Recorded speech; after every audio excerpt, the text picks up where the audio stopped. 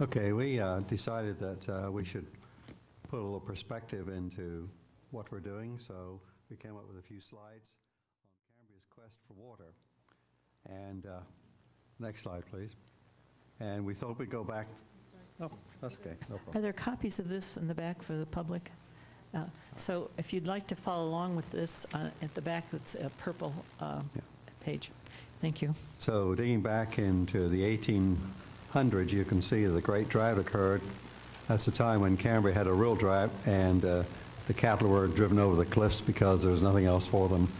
And according to Dan Krieger, there were bones. You could see the white bones out on the hillsides. And what I think that answers particularly is if the farmers could have dug a well, then they would have done. So when someone says, go and dig a well, I think they already would have tried it. Okay, the other thing that happened there in '89 was the big fire, the big Cambria fire, when the business district burned down. And according to our fire department, there was only 6,000 gallons of water for firefighting at that time.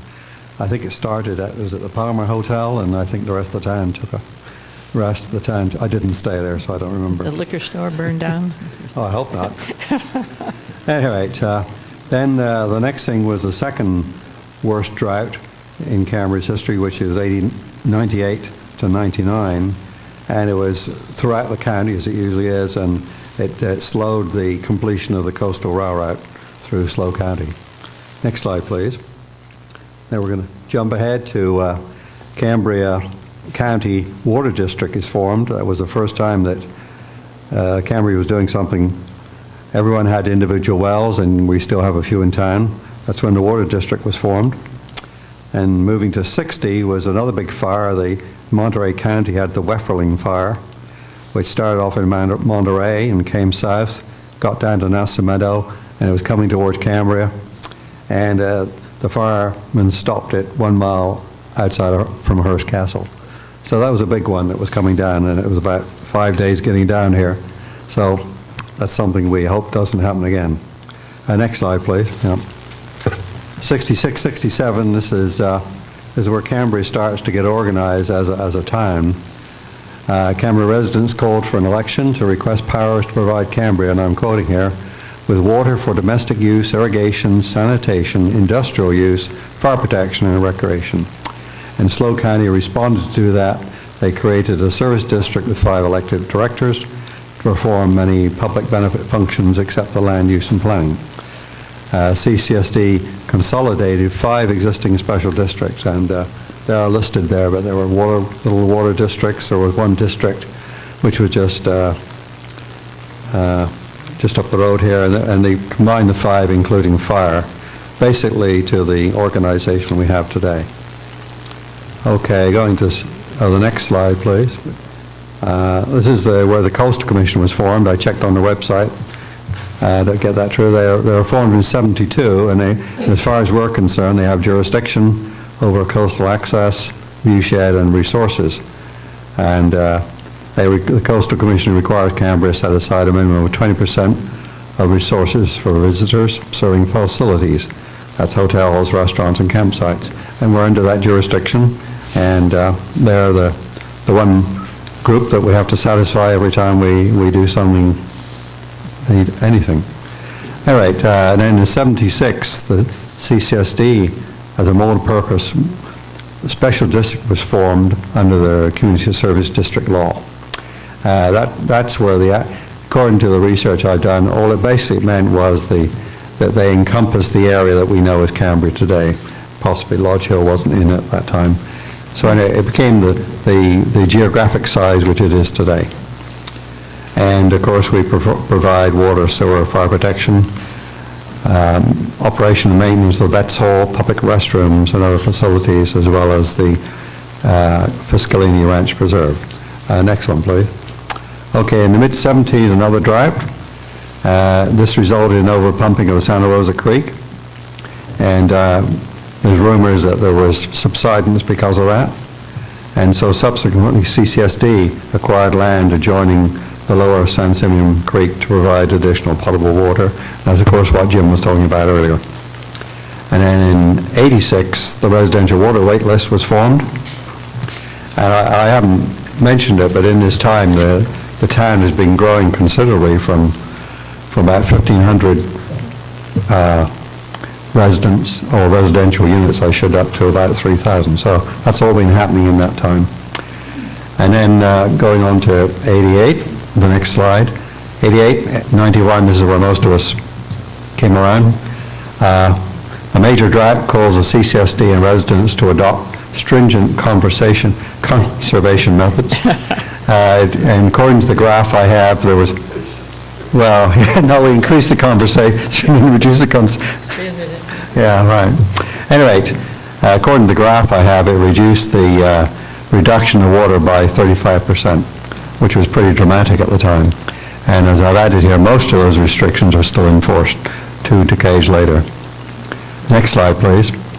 In 91, the residential wait list is closed. And in 93, 94, that's when CCSD directors voted to pursue seawater desalination to provide reliable water supply to Cambria. As you can see from the history, there's been periods of extreme drought, and the directors are finally going to do something about it, 93, 94. In 96, we had a seawater desalination plant fully permitted and ready for construction. But in 97, the proposed desal design was considered inadequate, and a new board of directors allowed the permits to lapse. Next slide. And this is where we've regrouped, and in 99, a 20-member Citizens Advisory Committee was formed. We did it by allowing each director, I think, to appoint 4 or 5 members, and there was a diverse group of people. And they studied the feasibility of desalination, and after lengthy research, they recommended desal as the best long-term supplemental water supply. And then immediately following that, in 2000, we used an outside group, I don't remember the name. They sent a ballot. It was a punch card ballot, and they sent it out to 7,800 CSD water supply customers and property owners. In other words, people that will be future users, posing the question: should the Cambria Community Service District construct and operate a seawater desalination plant designed as of 4/12/2000 to provide a reliable backup water supply during dry seasons and drought? 58% of the return ballots supported the desalination project. I'll just finish this page. In 2001, we declared a water emergency and halted construction. The moratorium still in effect under Water Code 350. And in 2002, the CCSD staff begins our water master plan. I'm going to hand over to Tammy because she's been intimately involved from there on. Yeah, and I want to mention, probably because Director Shaldicutt's quite humble, he did the majority of this research, had records, so it did allow staff to not have to develop the report, but this is greatly in response to emails, phone calls, comments made at public meetings about why we are where we are today, and even if it does create or has some historical references to it, I think it's pretty interesting, and some of the information I didn't even know until Peter and I were working on this report. So to bring us up to 2003 for the next slide, this is when the CCSD Board of Directors approves the seawater desal plant as an optimal long-term backup water supply. And we had that public meeting, and you all discussed, and staff presented several options with regard to how we could limit the capacity for growth, and you were presented with 3 or 4, as I recall, from that night, and you chose the 4,650 residential water connections. Can I just mention, at that time, it was up to 18,000 was on the table. Mm-hmm. So, I mean, there were various scenarios. Yeah. It was. The projected growth was that.